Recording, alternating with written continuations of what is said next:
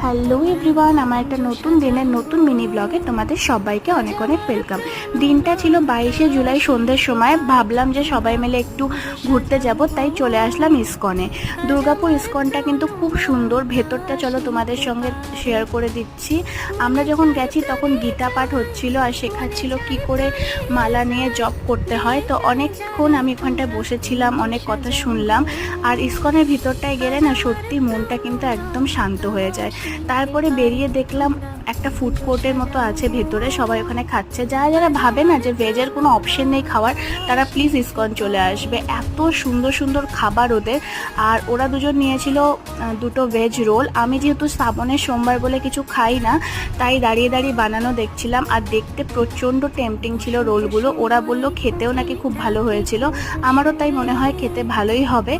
তারপর বাড়ি ফিরে আসলাম। আর আমার ব্লগটা যদি ভালো লাগে চ্যানেলটাকে অবশ্যই